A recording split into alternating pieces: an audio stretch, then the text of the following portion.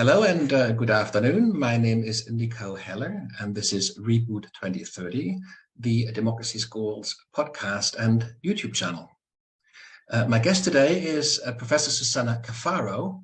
She is a professor of European Union law at the University of Salento, in Italy, and she was awarded a Chamonix chair from the European Union in 2019. She's authored and edited numerous books and written more than 50 scholarly articles and book chapters. She's joined the Young European Federalist in her teens and has been a European activist since. Now, she's one of the really sort of the great kind of like sort of legal scholars in international organization law and international law, and of course European law. And I'm really pleased to have Susanna with me today. So I can see that she has arrived. So let me invite her in. Susanna, hello. Hello, Nico. How are you? I'm good. I'm glad to see you. Thank you very much for joining me today for this Reboot 2030 podcast and YouTube live stream.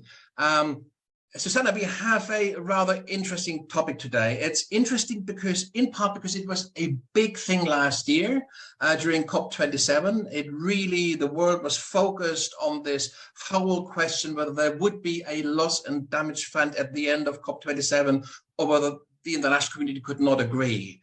And in fact, it was the developing world, the Southern Hemisphere, was dragging its heels. They were very, very keen on this to happen. Europe and North America, they were much more in favor of reforming existing institutions. Now, we're going to be looking today at these two options and whether the right decision has been made and what the opportunities are that are now sort of flowing from that. But sort of let's kind of start with this first question. What was the rationale for creating a new institution? And why specifically did developing countries in the global south insist on that solution? Well, thank you for the question, Nico. I think there are many different reasons.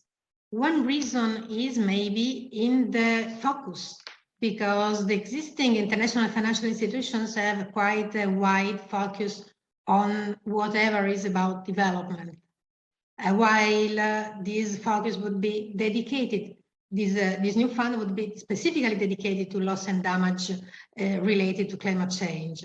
And so this means a specific, hopefully bigger amount of money on what is considered to be the emergency of the millennium, or more than the century, I would say, at least the millennium, the big emergency of humanity nowadays. And so one is the hope of having a bigger stock of funds. But I think the second and not less important reason is that the existing financial institutions are largely dominated by developed countries, and so the developing ones don't see really a window of opportunity for having a voice in these in the existing ones, and so for pushing for a more relevant role. And so I think they hope to have a different governance structure behind this fund. Sometimes, and I think I think people have made a similar case for the European Union. There is this question, do we keep reforming or do we start from scratch? In fact, this question is a question that any systems thinker asks themselves all the time.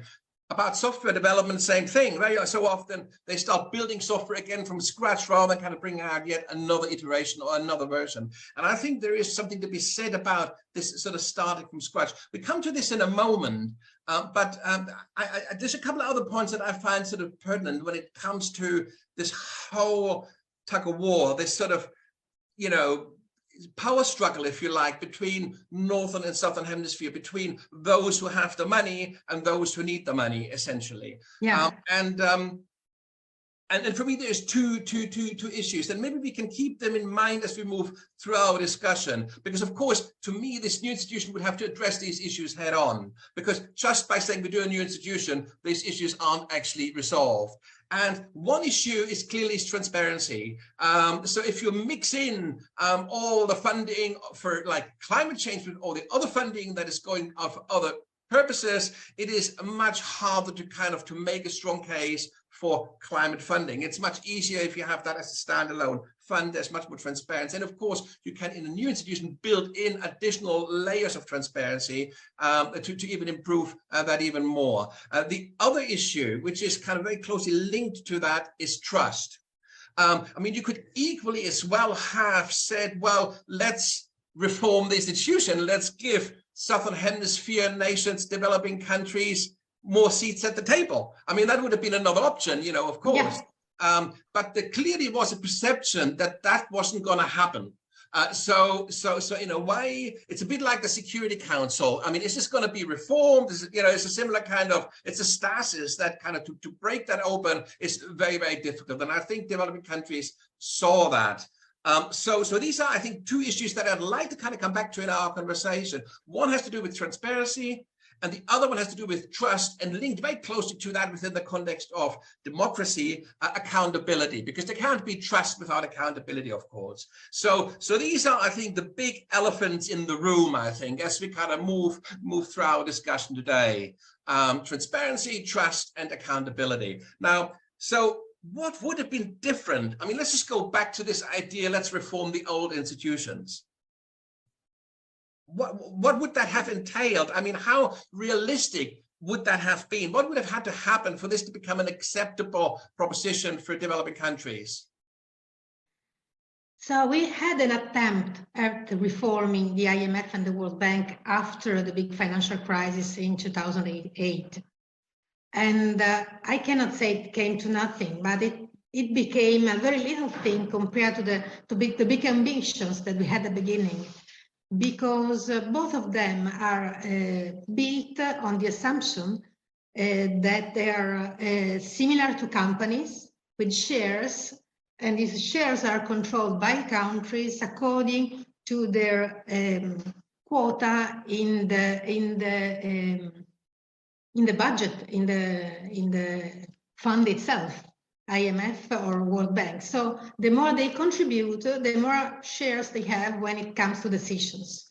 So this means that the largest part of the members, which is all the developing countries, have votes that we can define as 0 point something, while the big countries have 17%, the US, the aggregated European countries have about 30%, and a number of relevant countries who don't even have so many shares have still a seat by themselves in the board, like China or Saudi Arabia. So it's really a reflection of the riches of these countries. So really what, I mean, just to use two buzzwords, so what would have had to happen for this reform to have any teeth from sort of a global South perspective, this would have had to be a shift from a shareholder mentality to a stakeholder mentality.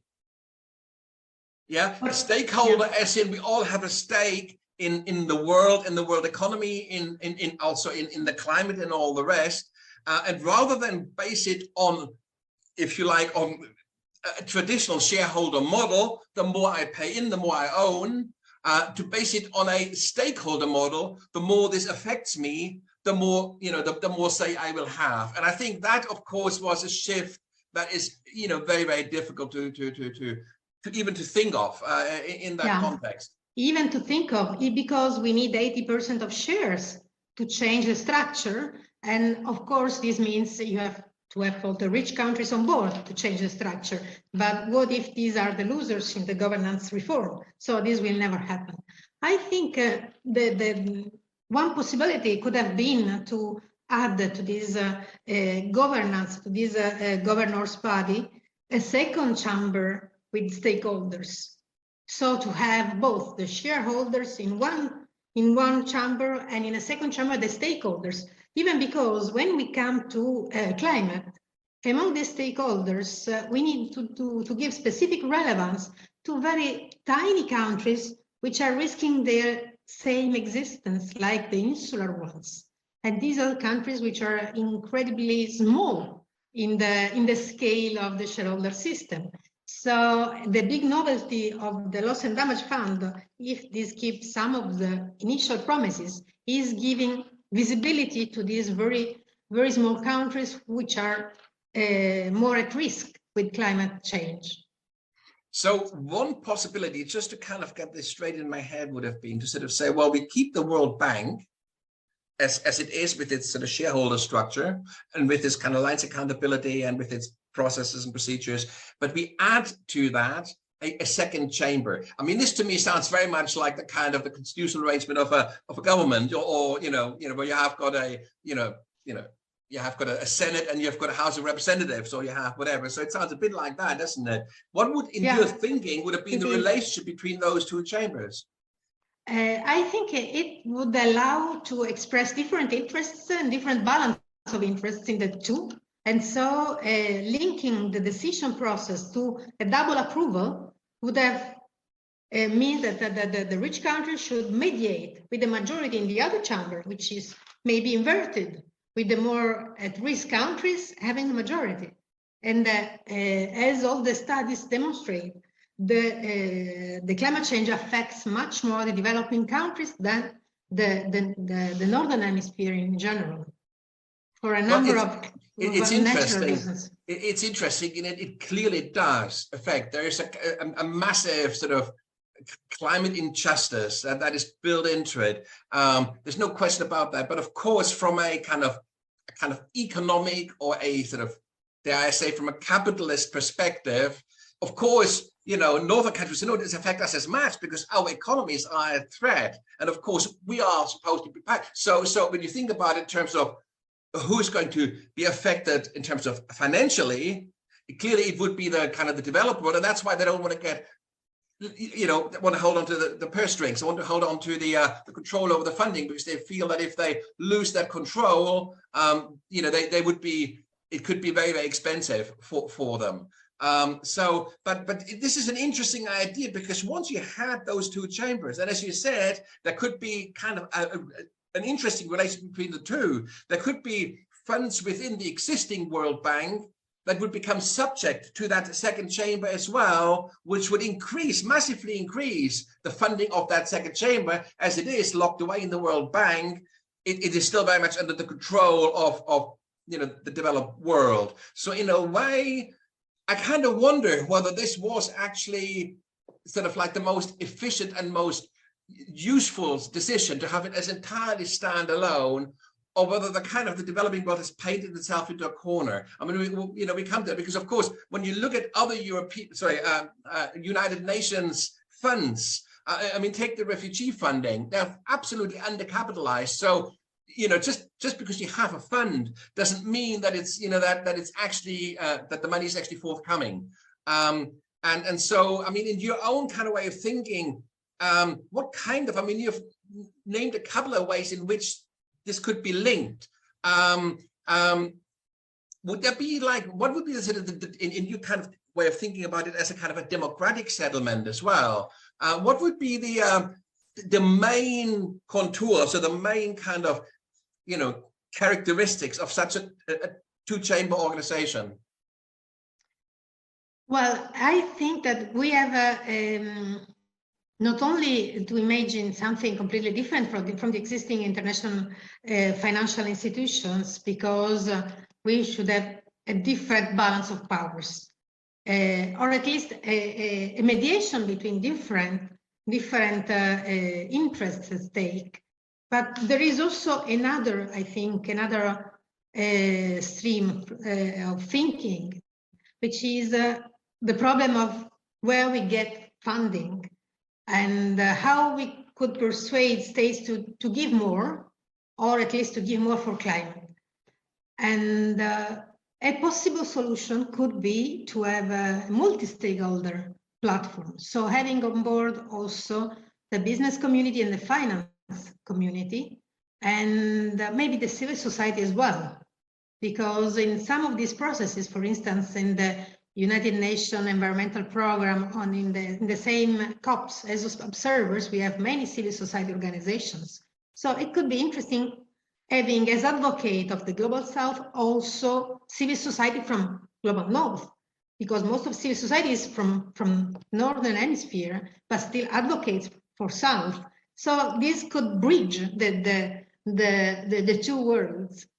And also having the finance on board, we can imagine also new tools for finance, for green finance, and bonds, for instance, imagine as climate bonds, respecting certain conditions, because unfortunately we cannot imagine issuing specific bonds by the international organizations for climate, or at least it's very difficult to do so, because we need guarantees behind bonds. So all these guarantees come from the private sector, or these could come from governments themselves.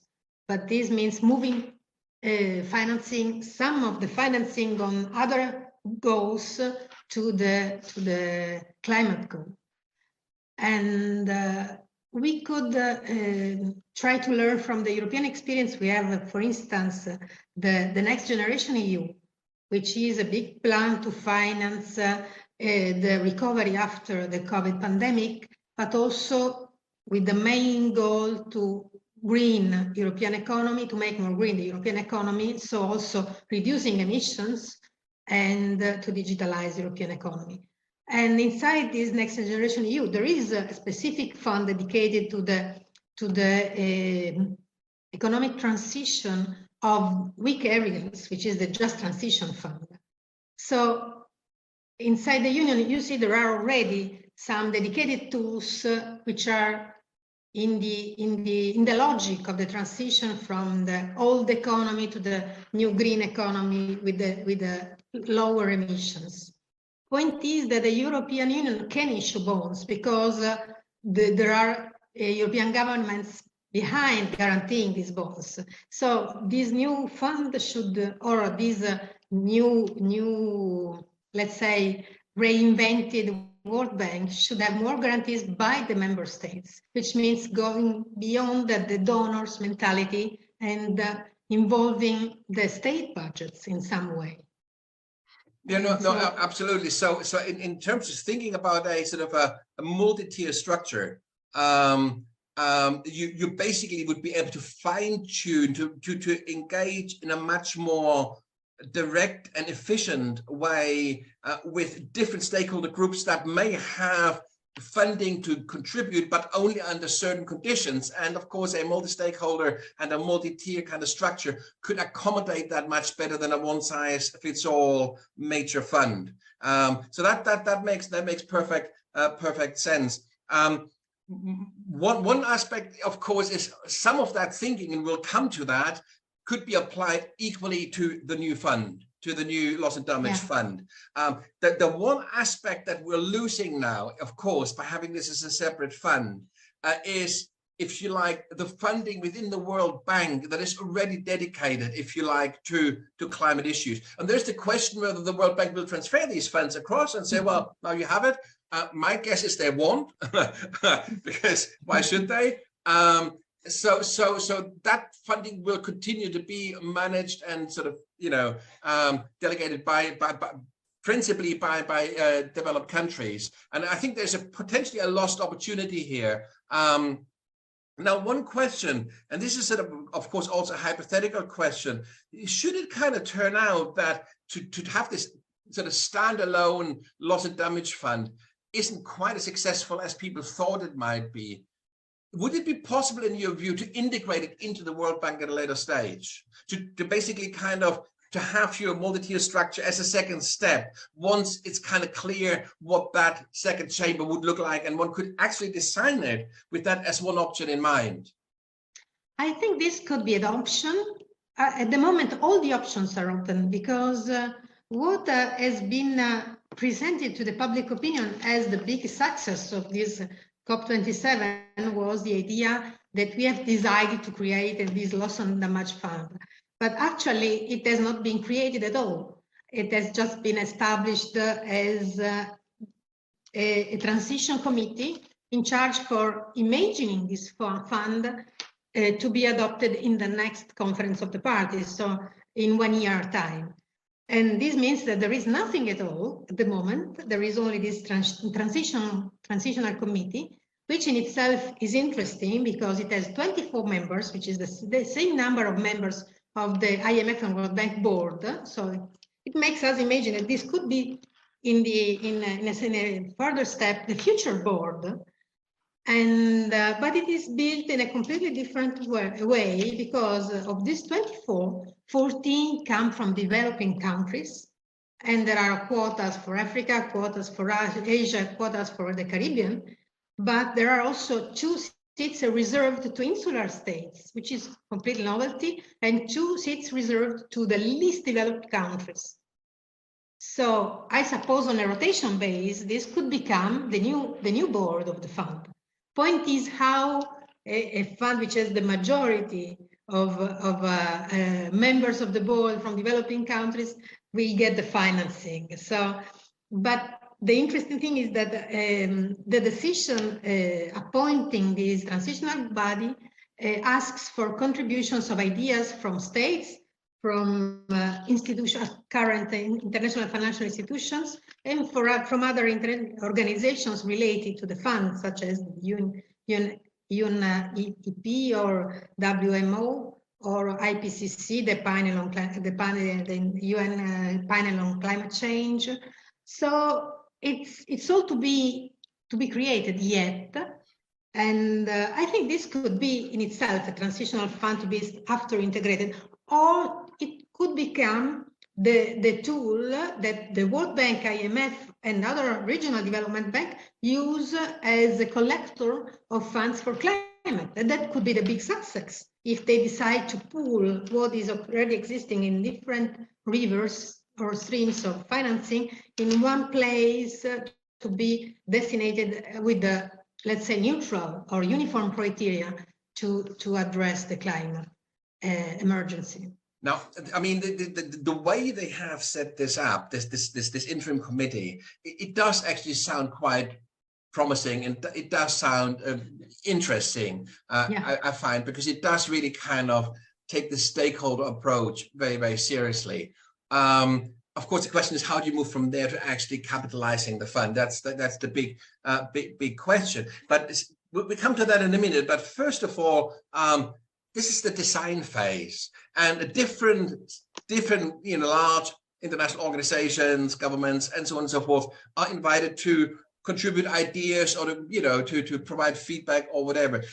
Is there any possibility that, say, a university alliance, not just one university, but there may well be a university alliance that you can think of that could kind of couple together a bit to sort of say, well, here's 10 world-renowned scholars, international law and European law scholars, and together we would like to have a voice, as far as the design, because it's a once-in-a-lifetime opportunity. Is there any kind of structure that would kind of provide for that? I confess that it was my first thought when I saw that it was a work in progress. How can I contribute or pool colleagues and contribute all together? When I went to look at the decision and the specific point when it is written states and international financial institutions can submit proposals on the portal, my first action was actually clicking the link to the portal. And unfortunately, I wasn't allowed to get in because only members accredited to the Conference of Parties of UNFCCC can access that portal. So actually, I cannot. Okay. And I don't know if some think tanks, such as maybe the UN University, I don't know, maybe they can, but apparently governments and international organizations are the actors actually able to get in this portal. So I was wondering, I mean, of course, it probably would need a kind of a high-level sponsor anyway to gain traction. But somebody like Draghi, for example, your former prime minister, who has like is a technocrat through and through and has got the European experience and perspective and probably is really bored out of his head right now. I don't know. I mean, he could be. That's an interesting idea. Somebody like him who is still actually could do stuff. He's not really gone, but he doesn't really. Wouldn't that be an idea if a couple of high-level academics kind of rally around somebody like Draghi and say, well, look, this is an opportunity we have to grasp. Can you not get in touch with like 2 or 3, whatever, former heads of state in the global south and see whether we can put together some kind of alliance to make this really, to bring an academic university perspective to this. Wouldn't that be an interesting kind of push? It would only require like a few emails to kind of, to get some kind of a dialogue going.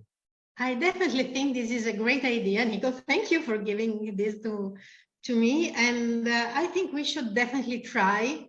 And if we cannot really send it to the official addresses, we can always use the good old way of publishing a manifesto or sending an email to the secretariats of the G20 presidencies or this kind of G7, which is in charge of finance. And by the way, I think that whatever they decide to do with this fund, it should be related to the existing organizations and institutions because it cannot live on its own.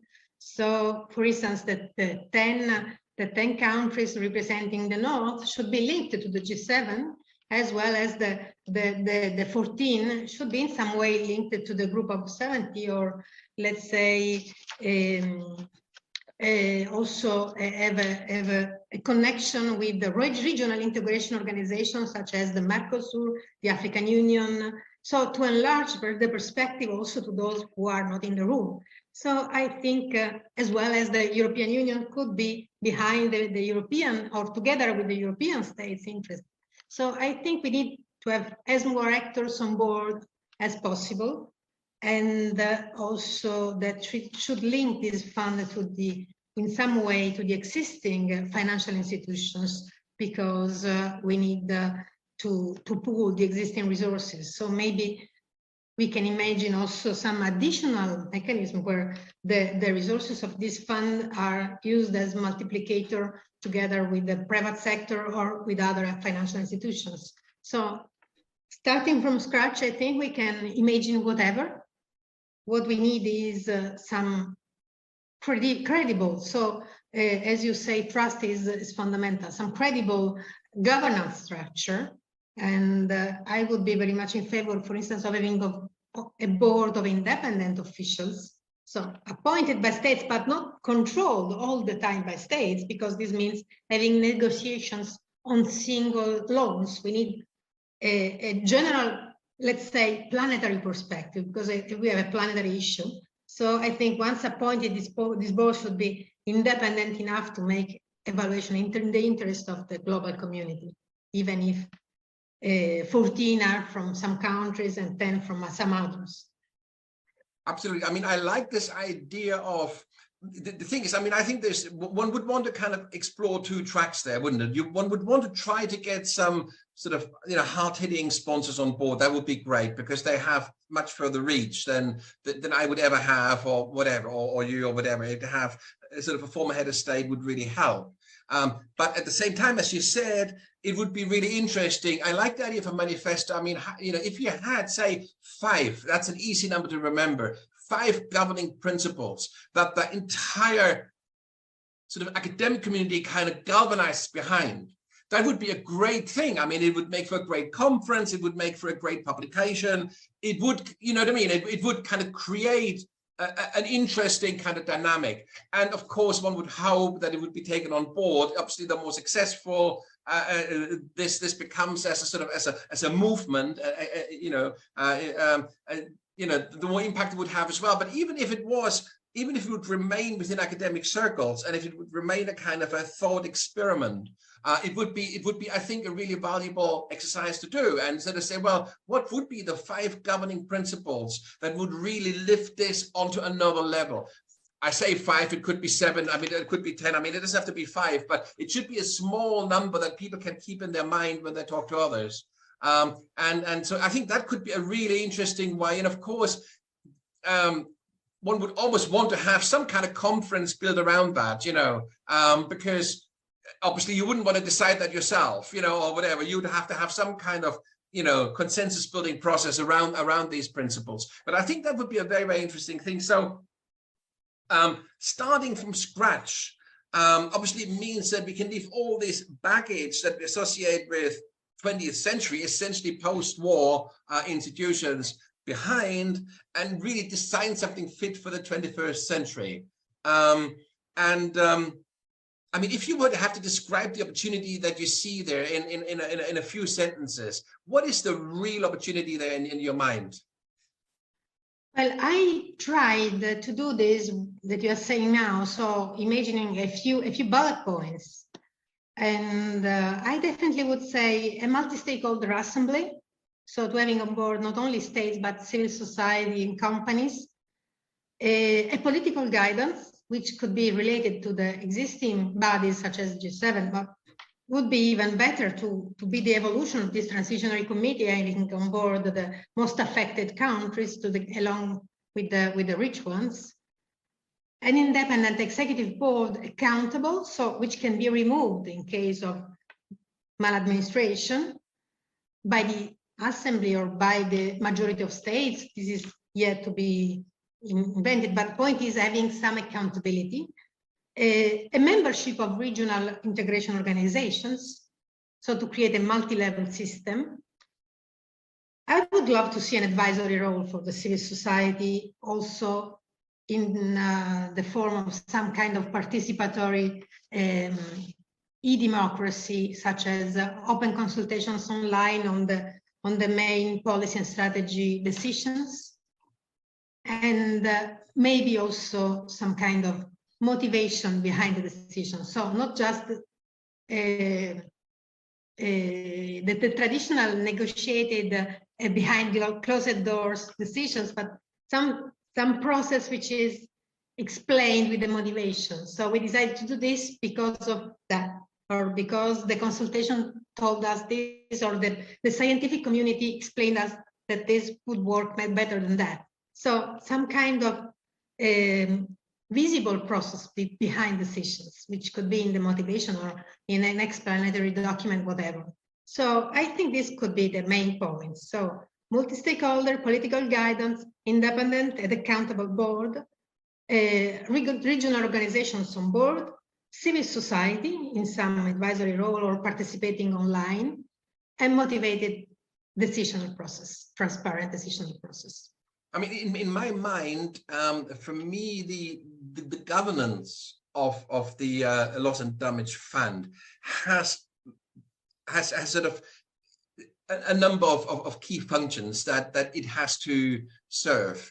One is, of course, it has to administer funding in a kind of transparent and a kind of a non-corrupt way, so that it, there has to be a level of kind of accountability at a kind of at that financial level. So that's one aspect it has to be able to do.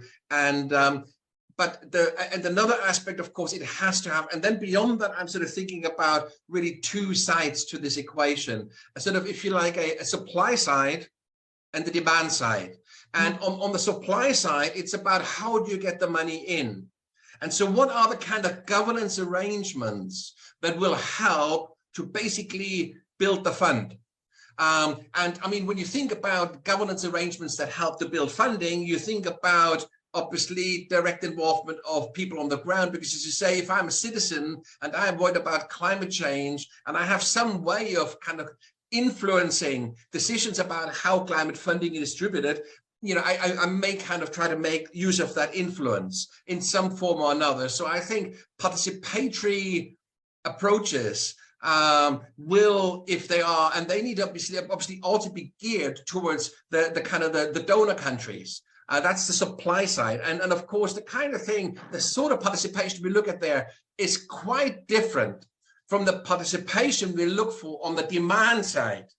Because on the demand side, again, there is great scope for innovation. Rather than kind of making big chunks of funding available to corrupt governments, and the funding will just vanish in thin air. How about things like microloans? How about all kinds of ways of making sure that that funding actually gets to where it needs to go? So again, on the demand side, I think participation by farmers, by people on the ground, and to create a governance structure that allows for that would be really quite revolutionary.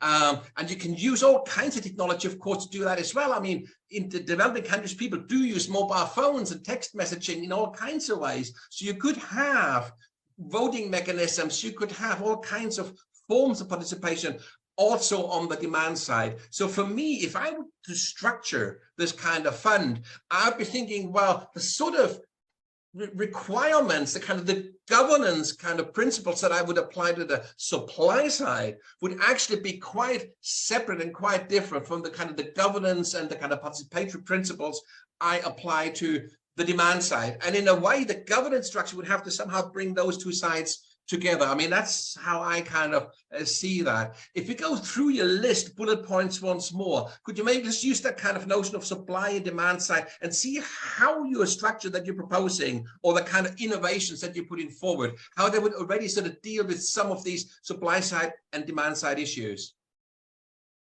Well, I totally agree with you. We could have both people on board on the supply and on the demand side in different ways. For instance, on the supply side, we could have also some kind of crowdfunding for some specific projects. Why not? If people is on board, if people participate, they could be also interested to contribute. That's right. Maybe from the north, but it doesn't matter, because in the end, the main message about climate is that it affects everybody, maybe in different ways, but it affects everybody. And on the demand side, there is a very important reform that I would love to see in the IMF and World Bank. IMF and World Bank are not only intergovernmental in the governance structure, they are intergovernmental also in the demand side. Only states can apply for funding, and only states receive funding. I think we should overcome this necessary state level and be able to fund directly communities and maybe also projects. Projects can be already multi-stakeholder, for instance, or can be university projects, NGOs projects, together with local communities. So we can imagine direct funding where needed, especially when we have to deal with not so democratic countries. So it's really difficult to reach out to the really people interested in the financing. So I once again, I imagine something which already exists in some European funds, where there are open calls where whoever can build a network and apply for funding. So I would love very much to see that we overcome this classical intergovernmental model where only states can be actors. We are nowadays in a world made from so many different actors, and multi-stakeholder organizations do already exist. For instance, the international, the internet organization, I don't remember the exact name, but there is this internet governance body, which is already a multi-stakeholder platform. It has the big tech companies on board, because you cannot imagine to regulate internet without the companies, or ignoring the problems or the needs of the companies as well. So I think they should go also, should be also the big novelty of this fund, overcoming the classical intergovernmental model and having people on board in all the possible roles. So as donors, as recipients, as civil society advising, as people participating into consultations online, but also as watchdogs, because international civil society is also, in many organizations, the watchdog, looking at the policies and criticizing what doesn't work. And so it's also important having some climbing mechanisms for complaint when things do not work. So it's a complex structure to imagine, but I think we have a lot of experience from the existing authorities and institutions, so we can pick the best practices from many different organizations.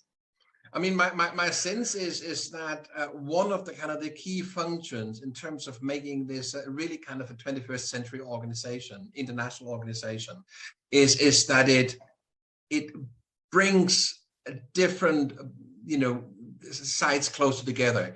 I mean, it's interesting. I mean, there was a time, I remember, was it back in the 1990s, early 2000s, when a number of international development organizations decided to move their global headquarters to the global south, even though they were kind of founded in the UK or in other countries. But they then decided that actually, for credibility's sake, and also to be closer to the people that they're serving, that they should have their global headquarters in the global south. I thought that it's a very interesting, obviously a very logical thing to do. And I think when you think about a loss and damage fund, one way of kind of bringing the developing world closer to the developed world, and also in so doing making it much clearer and more clear to see for everybody, where the needs are, would be to actively create structures where specifically people from the global south have an active participation in that structure. And I wonder, and I don't mean just at a sort of at this board level, but as you say, at a multi-stakeholder level. And this should involve not just NGOs in the global south, but importantly also businessmen and businesswomen, the people that build the economies in these countries. They too should have a seat at that table and be able to kind of engage with the developed world around funding priorities, about all kinds of issues, not just related to funding, but also to trade barriers and all the rest, which are all part and parcel of basically lifting these countries out of poverty. So this is a very, very interesting idea. So I think, as I said, the issues of trust, of accountability, of transparency, but then also of closeness, because of course the more distant these organizations are, I mean, who knows anything about the World Bank other than that they somehow give loans? I mean, this is a very faceless, certainly from, where I'm standing, I don't know anybody who would know anything about the workings of the World Bank, how they operate, what they do, whether it's actually good what they do or not, how effective it is, or whether it is not effective at all. We just don't know. I mean, I'm sure they're kind of publishing their reports and, but they don't reach us, the general public. So in a way, this new organization would have to be much closer to home, everywhere. So this is this idea of a kind of a regional distribution and regional organizations, I would think would be a really important aspect there as well. But of course, we're kind of far away from this. This is kind of a pipe dream at the moment. And I think the best we could hope is that some alliance forms and agrees on a number of fundamental governance principles that we all rally behind and kind of try to ensure that they're going to be enshrined in that new constitution. But sort of looking at from your perspective at the last, 20, 30, 40, 50 years, the post-war years leading up to now, in terms of international development and cooperation and international organizations, what are the key lessons that we can learn and apply to this new formation? Well, we know what doesn't work. And the UN, unfortunately, is quite an example, especially at top level. The Security Council doesn't work, actually. The Assembly maybe works better, but it has no real impact as the decisions are not binding. So it doesn't make the real difference. And the other thing which doesn't work is this total delegation of power from states to international organizations. Because even if IMF and World Bank have done some good, in the end, the link between states and organization are very weak, because finance ministers just meet twice a year as a general board of both the organizations, governing body, but they are more than almost 190. So I wonder which decisions can be really made by 200 people together. So the appointed officials run the thing, and there is no real control or exchange of information between the board and the states. In theory, they represent the states. But what I see is that national parliaments are not really interested in what they do, because they have their daily business. There is usually some yearly report in the national parliaments, but I don't see any real accountability from the national level. And we are talking about the democratic countries. We are not talking, not even thinking about the non-democratic countries where there is no control at all by parliaments. So I think we should move forward to some kind of direct democratic governance at global level, because the original assumption about international organizations was that we had democratic governance at national level, and so these would lend some credibility to the international level. But this doesn't really happen so much, and so the public perception is that these are bureaucracies not really accountable to anybody outside themselves.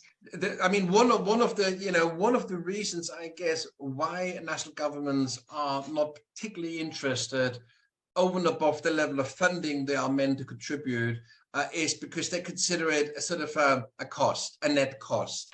It doesn't really buy them votes at the next election, and exactly. They don't really see it almost as a distraction. Now, there have been a couple of examples where that has been different, and I would make the case that it will be different in this case too, for the simple fact that climate change does affect us. But there's another case that really did affect us, and an international organization that was sort of charged or tasked with dealing with that, and that's the World Health Organization, and that's the recent pandemic.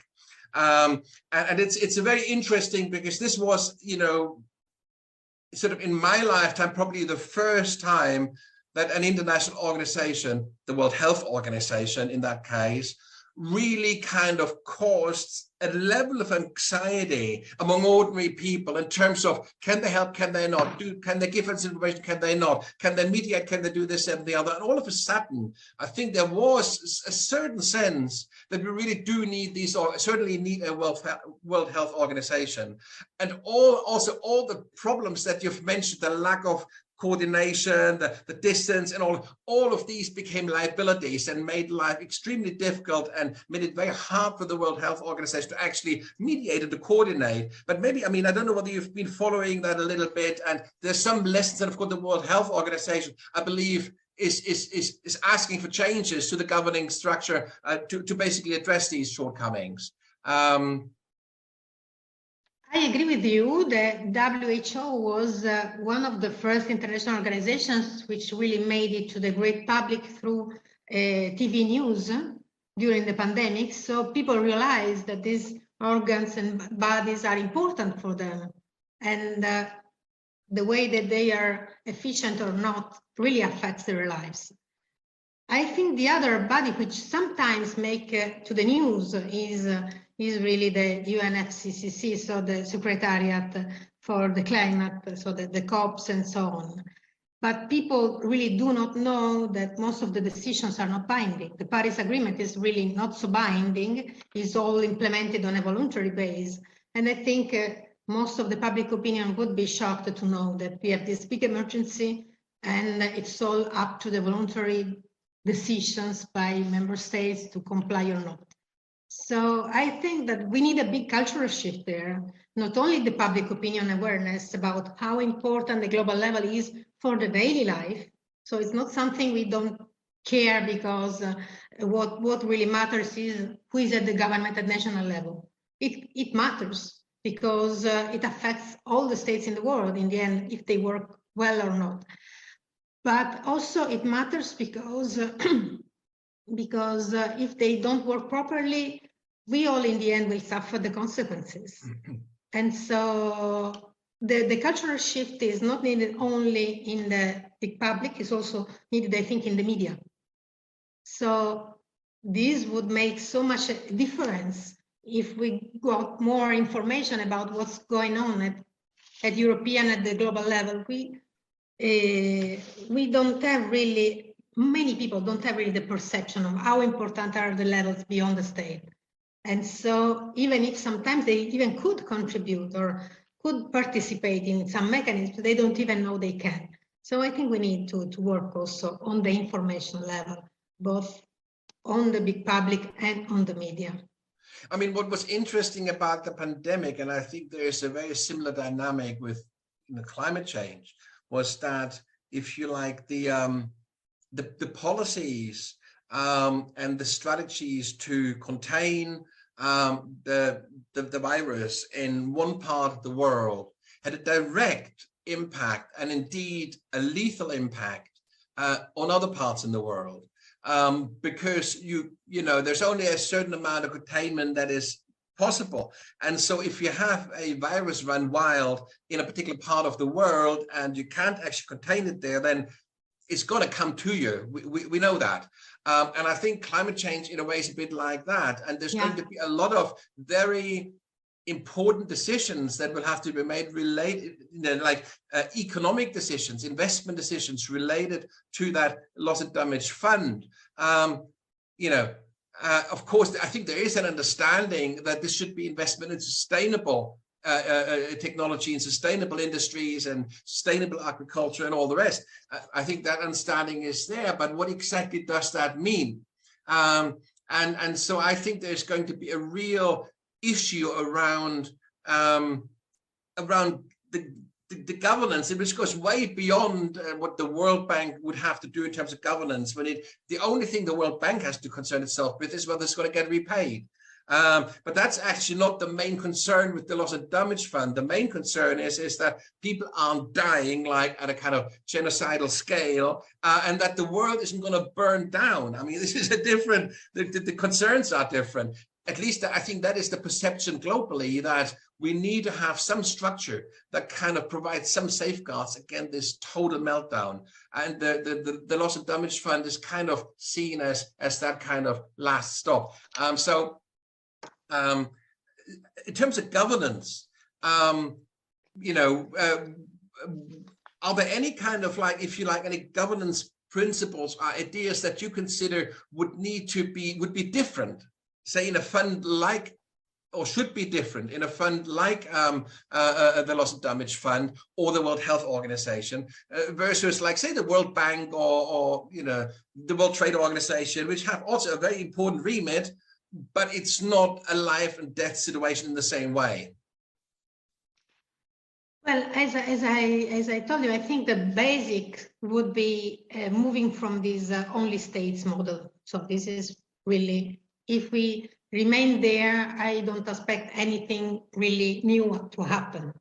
So having on board people, companies, NGOs, this is vital. We can imagine this in many different ways, but basically we need to overcome this only states model. The other thing is that also the donors and the recipients cannot be only states.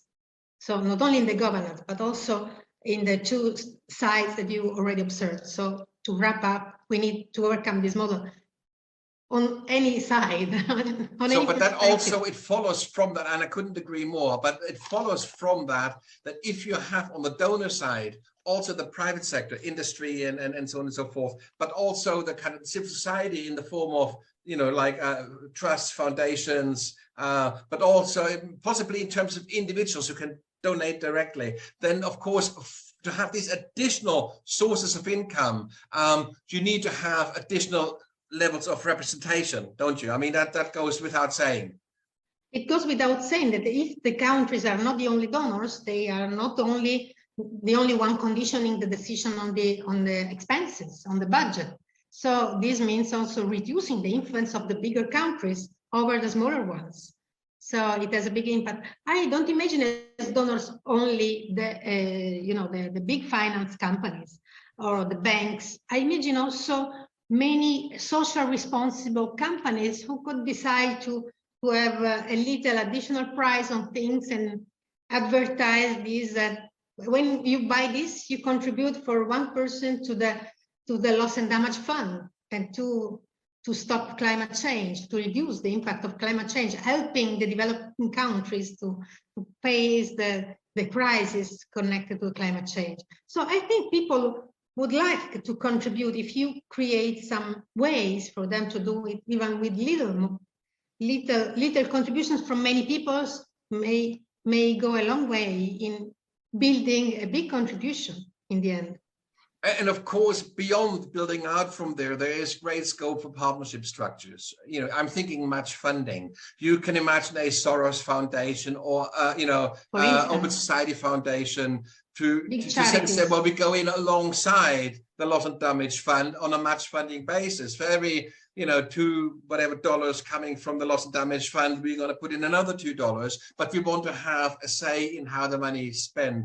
And I think those kind of partnership arrangements also will need governance, because again, for very obvious reasons, you don't want this to be abused in whatever kind of ways, because you can also see how this could corrupt the whole system. So again, you need to have, in a way, a governance structure that allows and encourages the right kinds of partnerships and builds out from there. Of course, there are many possible transparency tools, like a register for all the donors, and a register for the recipients, and a register for the projects that we are financing, so that people can access online information about where the money goes, publishing the budget. And so I think that we know many good practices that could be transferred to this new fund. The point is how far states, which are at the moment the actors, because they are the members in a way of the transitionary committee, how far the states will go to change the paradigm. I mean, there's something to be said for what I might call a sort of a dynamic model. You see, if you set the bar very high for the incorporation and the launch of the fund, then you, because of all the risks associated with that launch and with that kind of that big step, means that governments and principal funding bodies will opt for a very safe structure, a very traditional, a structure that they have, seen many times before. If, on the other hand, you would have sort of trigger points, so you sort of say, well, let's start with a relatively conventional structure, but allow for this thing to grow. And when it grows to a point X, then an additional governance structure needs to be added, and that might then involve business, or that might involve civil society, or that might, so you have a sort of a staged rollout of the fund and the development, and the governance in a way kind of grows with that. So you don't have this kind of like all or nothing, kind of throw the dice, kind of get it right or don't, at the start, and then you're stuck with a structure that you have to live with for the next 10 years at least. Would that not be another kind of way, instead of saying, well, let's kind of have a staged approach with trigger points? We're starting with something that's very small, very unambitious. In fact, it's something that we could do now, like just 1/10 of the funding required to get started. But as funding builds up, and we have a clear ambition to build this up, as funding builds up, the governance structure evolves along with that. Would that be feasible? Is there any precedent for that kind of structure? Yes, I think from a legal point of view, it's very feasible. I can mention a number of precedents in the European legal order, for instance. We started the internal market in the 50s with the unanimity vote, but it was already, after a transitional period of 12 years, an automatic shift toward the majority voting, for instance. And there is at the moment the possibility to change the treaties unanimously, but there is a simplified procedure to change the policies in the treaties with the majority. So, and there are national ratification. So you can imagine many ways to do this. And I think it is a very good idea. And also the level of funding could be the trigger to add additional bodies and additional pieces to the building. Also, another important thing is, I think, is the revision procedure, because the rules, the initial rules should not be written in stone, but you can imagine a procedure to amend this without a unanimous or a very high majority, which makes it almost impossible, as in many multilateral international agreements. And so we need a flexible mechanism to improve along the way. So I think it's very feasible and could be the way to start the process without too many ambitions, because it's difficult, but preparing a path for more ambitions. I mean, basically what one would do is one would trade some of the kind of bells and whistles that you could have from the start for flexibility. So rather than saying whatever we do, that's going to be for the next 10 years, we're sort of saying, well, this is from the beginning designed as a dynamic growth model, but we're very happy to start, in a very humble way, so that all those fears that might exist can be dealt with as we grow this. So what you then have to do, of course, is you'd have to sort of like say, what's the floor? What's the kind of the minimum and kind of in terms of ambition that could be acceptable to somebody like yourself, who's got a clear idea of how these institutions should be structured? What would be the minimum, like a sort of an entry level, a starting point? And what would be the big vision where this could go? Yeah, what would be that? And then that would be a very interesting kind of way of of thinking about it, I think. And of course, returning to those 5 fundamental principles that I mentioned earlier, or whatever it is, 5, 10, number doesn't matter. They would have to hold for the floor model, for the entry level model, but they would also have to hold for the big model. So that would be a really interesting way of thinking about it. Yeah, that's just a sort of a thought on the side. Any final thoughts that you have in terms of what could happen next there, or what should happen next? Well, for sure, the decision establishing this transitionary committee calls for 2 workshops during the year to be organized by the UNFCCC to discuss the evolution and the governance and the funding of this body. So at a certain point, we should open some leaking of information about how this process is going. And so I will be hoping to share something more along the year. But for sure, by November, December, and the next COP, we should have a project in place. So do we know who is going to be on that committee? No, because they have already been appointed. Because the decision taken in November say that they will be appointed by December. So apparently they've been appointed, but I couldn't find any information about names, so I don't know who they are. Don't know. It's but somewhere there are these people. And so I hope that after the first, at least after the first workshop, maybe we will have a list of people. And this could be a good moment to send to them a manifesto or a proposal about these 5, 6, 7 points, and then starting to integrate this process, or trying to interact with them in some way. I think that would be a very nice, like, sort of goal, wouldn't it? To sort of say, well, we know that they have these sessions, and if leading up to the first of these 2 sessions, one could basically send them a submission, and obviously also maybe publish it in a newspaper and kind of get it into peer-reviewed journal to kind of get it out there. Maybe do a little sort of a small round table, or even a small conference around it and get this into circulation, and then sort of see whether that's been taken on, whether somebody actually gets back to you, see whether somebody's actually interested in the dialogue. It may well be possible that they are interested, but they simply haven't got, they don't know who to talk to either. And so that could be a very interesting thing to kind of to try and do. So when again did you say the actual workshop was going to happen? The first is supposed to be in March. I don't know anything about the second, but the first has already been somehow planned for March. So if I discover anything interesting, I will reach out, because I think we could start hosting on your platform or on my blog and the tools we already have, a first, let's say, little proposal to see if we can get some traction on the idea of creating a group working on this. That sounds very interesting to me, and I think that sounds definitely worth kind of pursuing. So we should see, and of course, my sense is, it might be wrong, but my sense is that in a year's time, not that much will have happened. Me too. Yeah, so I don't think this is going to kind of move at lightning speed. And so I think there will be ways in which, if we are building up some kind of interest groups around this, there will be ways in which we can sort of interface with that, I would hope. Wonderful. Excellent. Well, Susanna, thank you ever so much. It's been very, very interesting talking to you. I know you have a democracy dialogue coming up not too far in the future as well. When is that democracy dialogue happening again? The next National Democracy Dialogue will be in 18-19 of May. 18-19 of May.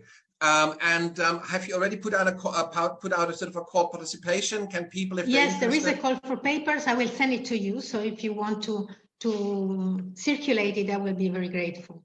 And excellent. The topics this year will be democracy tools scalable at all levels, from the local community to the global one. And very briefly, in a nutshell, what is this upcoming democracy dialogue about? What's the focus? The focus is on tools, so citizens' assemblies, litigation, balance of interests, the typical democratic tools, and how some models can be applied on a multi-level approach from the local to the global. Excellent, excellent. Do you have any idea whether people are going to do stuff? I mean, because litigation is becoming quite an issue within the climate movement as well. Climate litigation. Do you have anybody talking about climate litigation at your democracy dialogues already? Do you know? I still don't know, but I'm sure that somebody will talk about climate litigation, because this is a very interesting example of moving forward in individuals' rights through national or international courts. So I think it's a very interesting tool for civil society. Excellent. So I mean, if anybody's interested in the democracy dialogues, and of course they take place in a most beautiful part of the world in southern Italy, and the weather is going to be just amazing. So anybody interested in taking part in this, do get in touch with Susanna, and you can do this through her website. And you can also do it through the university website, and you will find the links under this video later on, either today or tomorrow. Yeah, so maybe one of the other person will get in touch with you about that too. Wonderful, thank you. Susanna, thank you very much. It's been a real pleasure to have you, and we catch up, and we should have a sort of a offline conversation, behind the camera conversation about how to, in a way, kind of try to build up a little bit of momentum to have an input into this new organization. Wonderful. Thank you, Nico. Thank you very much for inviting me. Thank you very much. Have a good day. Have a good day. Bye. Bye-bye.